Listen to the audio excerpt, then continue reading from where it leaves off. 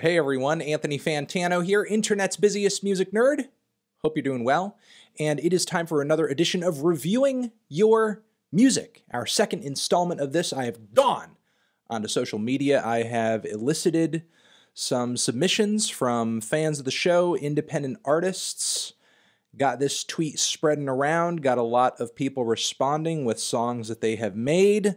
Let's give it a shot. Let's go through these tracks that people have submitted. Now, keep in mind and remember, the point of this segment is not to bully or make fun of anybody or give anyone a hard time. If I have a negative or a harsh critique of a song that somebody has made, then I have a negative or a harsh critique that somebody has made, and it doesn't go beyond that. I'm not trying to give anybody a hard time. And everyone linked below in this Twitter thread has willingly submitted their song for me to give my thoughts on it, positive or negative. So again, not a bullying segment or anything ridiculous like that.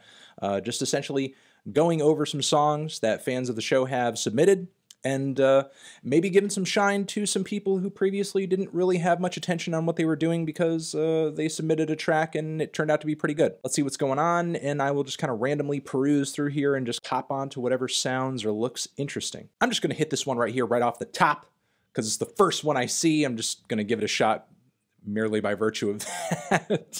Starbaby NU is the name of this account.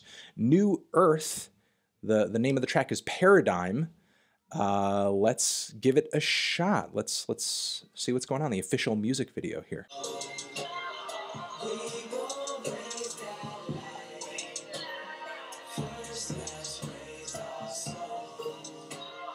Okay, I'm going to stop it there. This is pretty cool. This is pretty cool. I mean, they look a little goofy in the music video, granted. But I like all of the weird psychedelic directions that these young artists are kind of pushing pop rap and trap into right now. It's really mind-bending, it's spacey, it's colorful, it's fun. You know, there are a lot of artists trying to go in this direction. Again, fusing those psychedelic vibes with popular flows and sounds in hip-hop right now, mixing a little bit of R&B in there. Usually my gripe with much of it is that it usually ends up sounding like a completely soulless slop that's just meant to numb your mind and not really engage you in any way, shape, or form. Didn't really feel that way on this track, though. The chorus, even though the vocals are a little sleepy, they do pop out quite a bit, and they do have a nice whimsical harmony to them, and the rap verses coupled in the track are actually kind of bold. Really like the performances from both rappers on this track, so good kickoff here. And I saw here that I'm following this account. This account is following me. I'm not exactly sure at what point that happened. I do follow people who watch the show and submit things and leave comments on my tweets for myriad of different reasons, but I like that quite a bit. New Earth, Paradigm. Okay, next one. This comes from an account by the name of Nicky the Jet. He says, review this please, or this person says, review this please. I don't want to presume gender here right off the bat. Heal You, featuring, or rather production from HK51. Let's give it a shot.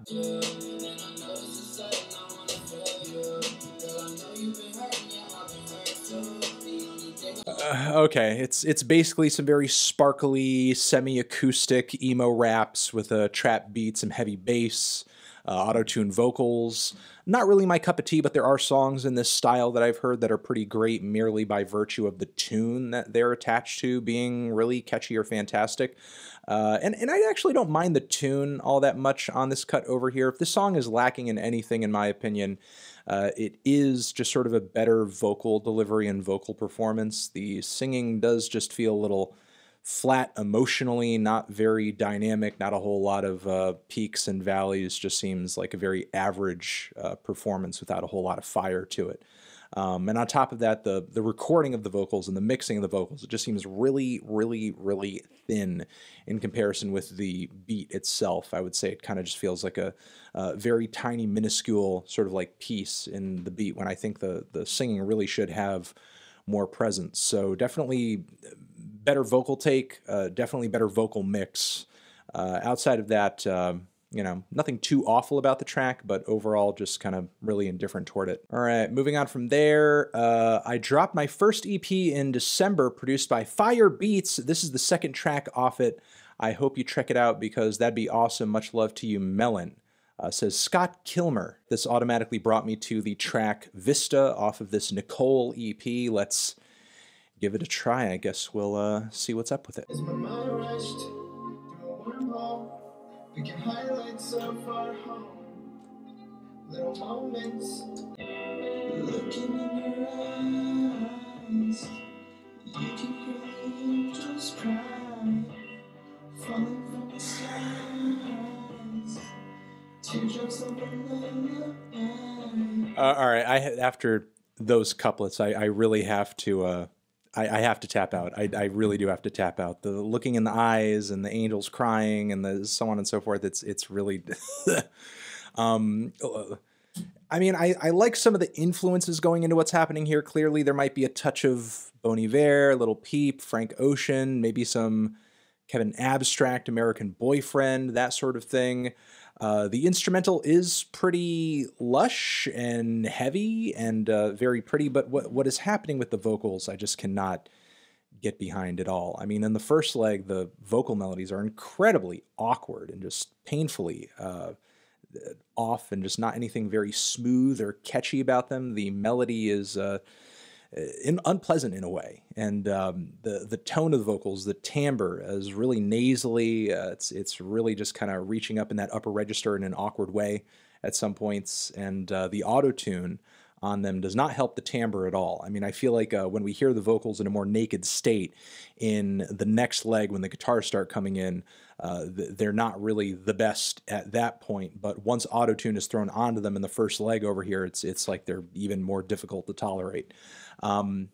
Yeah, I mean, another case of kind of instrumentally some solid things going on, but as far as the tune, the structure, the vocals, and the vocal melody, it's much too long-winded, doesn't really have a strong sense of direction, nothing really all that impactful about it, and there's something about it that just kind of slowly itches at you as it just kind of fails to resolve or give the listener any kind of payoff or fulfillment as it just kind of moves through one syrupy passage after the next where it just subjects you to these very grating vocals. So, you know, it might be a bit of a harsh critique there.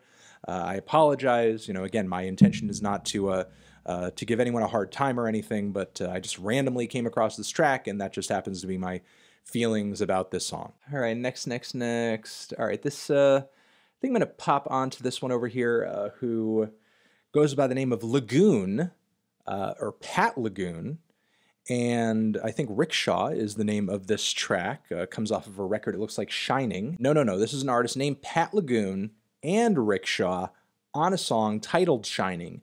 That is the proper credit there. So let's give it a try.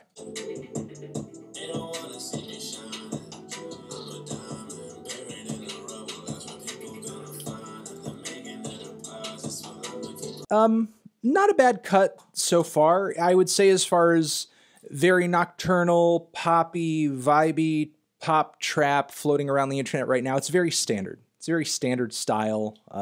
It's very in right now. However, I'll say as far as hooks and writing goes, it's pretty good. It's instantly catchy. I'm not as amazed by the RikShaw performance in the second leg, but Pat Lagoon, while his voice is very deep and a little monotone, a little sleepy, he does come through with a super catchy chorus that just kind of pulls me in right away. Do love the mystical and kind of icy vibe of the instrumental. I'll say this about this track. This sounds like a song that Drake would rip off. Obviously, it's kind of inspired by Drake, you know, and maybe some of the vibes coming off of some of the spacier, darker tracks from his recent releases. And again, the influences of this kind of stuff at this point is really a mosh pit of what direction things are moving in. But this very much sounds like a track that somebody could have written for Drake to pass off to him. So I will say, maybe even though the vocals are not the stickiest and the most unique that you're ever going to hear, this certainly sounds like a track that somebody could have written behind the scenes for like a mainstream rapper or something like that. So I will say at the core, the songwriting is pretty good. It's a catchy track. It's a decent track. Okay, this next one's kind of hype, it would seem. This guy named Anthony Joseph Ross, he says, please listen to my friend's music. Dude isn't even 18 yet, and he's already one of the greatest rock musicians to come out of Ohio. Well, let's give it a shot and see if that is in fact the case off of the Something Worth Saying Bandcamp. The name of this cut appears to be, when it loads, Design. So Something Worth Saying, the song is Design, 4 minutes and 56 seconds. Let's give it a shot.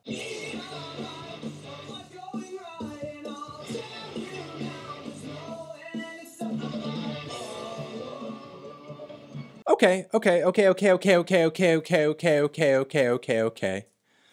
Some thoughts on this track. A lot of good things about it. Foundationally, songwriting is pretty solid. Tune is catchy. Don't mind the handful of interesting influences going into it. There are some elements of the songwriting and the singing that reminds me of like some classic 2000s anthemic pop emo, and then there's almost like an arena rock quality to it. I love some of the structural transitions from the chorus off into the next verse. Love that he tried to put a kind of an epic instrumental bridge on it, but I do think there are some rough qualities to this track that need to be worked on. For one, the vocals, I think, could have been recorded and mixed a little bit better. I do think they get lost in the instrumental a little bit. In fact, I do think that the mixing generally is a bit wonky. The guitars tend to roar so aggressively that they drown everything else out in a really uncomplimentary way. But where the mixing really fails the song the most is on this bridge portion where he's trying to throw on all of these pretty layers, and it just ends up sounding just like a cacophonous mess, not in a way that sort of gives the listener a rush like you would want, a euphoric rush that you would want at this point in this type of rock song. And then from there, I would encourage this artist to maybe work a little bit more on just the aesthetics of the sounds that he's working with and whether or not they truly complement each other. I mean, for one, the vocals do kind of have that boyish, somewhat whiny emo quality, which in and of itself is fine. Do have this loud, roaring, aggressive arena rock, almost Andrew WK type quality, which in and of itself is fine. There are also some tinny, whining synthesizers, which in and of itself is fine. And then finally, there are some kind of delayed, sparkling guitar leads that sound like something The Edge on a U2 song would play, which in and of itself is fine. But all of these sounds coming together, do they complement each other all that well? I mean, maybe with the right mix and the right producer, somebody could find some way to cobble all of these sounds and aesthetics together in a way that comes off cohesive and not like a Frankenstein monster of all of these uncomplimentary rock influences. But in its current state, I don't really think these sounds cohesively reinforce each other all that well. The bulk of my admiration for this song is really coming straight out of just the tune and some of the heartfelt, passionate vocal delivery on this thing. So do like the tune, do like the performance coming out of the drums, and the guitar riffs do sound kind of badass, you know, the licks that they're playing. But I do think that as far as mixing and assembly, a lot could be done to help this cut out. Moving on to another one, this next artist, their Twitter, it says Gwen, says MS Pain Thelcore, or the two, I'm not even going to try to figure it out. Floral Tattoo is the name of the project over here. 14 Days, I imagine, is the name of the song. It's on Spotify. Let's give it a shot and see what is up.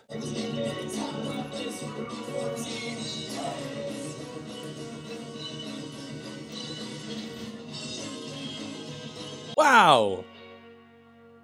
Wow. Damn. That was sweet. That was a sweet-ass track. Damn. Look, I'm not going to say that the sound and the aesthetic of this track is going to appeal to everybody. It's got a very intentionally bedroom punk rock, lo-fi, indie rock sort of vibe to it. And even by those standards, I think the mix could be a little bit better. But the tune and the performance here is great, especially coming out of the drums. The drums are freaking tight. They're tight. And really kind of holding this very cacophonous rock tune together in a really great way. The drums, I think, effectively allow the keyboards and everything else on top of it to sort of be a little sloppier, a little messier, a little more chaotic, in a way that kind of complements the theme and the idea of this of the song without the tune kind of really losing its shape and its form and everything like that. Do love the quick little keyboard riffs on this. Do like the quaint 2000s indie like synth pop tone to it. In a way, the track reminds me of like old Conor Oberst recordings. Love the vocals, love how shouty they were, loved how passionate they were, loved the 14 days refrain and the talk of kind of being in a certain room or being trapped in a place for that amount of time. There was something very kind of neurotic and claustrophobic about the song and the performance as well that definitely came through. Another thing this reminded me of is some of those bands that came out of the smell scene in California. There's definitely maybe a bit of a no-age vibe to what was going on as well. It was kind of a nice, punky, indie-flavored rawness to it that I thought was really cool. Yeah, this was great. Loved that. That was a really fun tune. Again, I think for a lot of people, the mix, even if it is kind of a bedroom lo-fi tune, could have been better. Maybe another layer or something to kind of emphasize the chord progression of the track a bit. But outside of that, really good cut. Didn't mind that whatsoever, or rather enjoyed it. Enjoyed it quite a bit. This next one comes from somebody who is on Twitter going by the name of Lolo. Sunburn. It's a metaphor. It's on SoundCloud. Let's give it a shot. Lolo or Lauren Garcia. Don't know who this person is. Songwriter, singer, Heartbreaker. Oh my God. Well, let's see if our hearts are broken by this track over here. Rather be in the sun all day, so you left the rain. But who are you to blame? Sunburn. Huh. It was a cute tune. Obviously, it's very demo quality, and if you give this track a listen, you're going to be kind of like, wait, what? What's going on? What? Because really all you're hearing is, you know, some finger snaps, little backup chords, a main chord progression, and just the lead vocals. And the tune in and of itself is pretty good. Pretty solid tune. I do like the weather metaphors throughout the lyrics on the song. It's probably the most gripping and interesting thing about it, talking about this relationship as if it's a sunburn and this person's burned her, but who wants to be left out in the rain. And there's a point when she's talking about you're being the eye of my hurricane. It's actually pretty clever and smart and fun. Her singing and even the lyrical style of the track reminded me a little bit of Regina Spektor in a way, but I feel like this could definitely develop into its own unique thing. And with a tune this solid, because it is a very solid tune, it's got a solid structure to it, I feel like you could really kind of take it anywhere. She could go into the studio, go full Baroque and get all these string sections and put some jaunty pianos in there and get all whimsical, and it could be a really fun, entertaining track. Or I feel like she could even continue down this lo-fi path and put some more layers and instrumentation on it and do a bit of a bedroom pop thing, which is very much in at the moment. I feel like both directions really could complement this song as of this point. And because the tune is so solid, I think you could probably push it into a lot of other directions as well. And the tune would probably still shine. So, you know, from the songwriting perspective, I like this track quite a bit. Yeah, is it a little lo-fi? Is it a little demo quality? Is it clear that it's like not professionally finished? It doesn't have a professional sheen or veneer on it or anything like that? Yeah, that's obviously clear. But still, even with the lo-fi quality of this track and everything, the performance is still cute. You know, the overall vibe of the track is still pretty cool. And, you know, hopefully for Lauren, this goes somewhere because, yeah, this is a pretty solid tune. I think I will leave it at that. One more thing that I want to get to before I head out is that there were a few other tracks that I retweeted in my feed that I definitely want to shout out and put in the description box, along with all of the other songs I have listened to in this segment. Thought this triplet of tracks over here from T Lost and Star Child and Sad Girl were pretty cool. And thank all of you for tuning into another edition of reviewing your music. Look forward to, in another week or so, doing another one of these segments, because going through the music you guys hand over to me is pretty fun, and again, the talent level you guys are displaying is pretty high, and I'm pretty pleased with everything that you're doing so far. So love you guys. Over here next to my head is another edition of Reviewing Your Music that you can check out, and also the link to subscribe to the channel. Anthony Fantano, reviewing your music forever.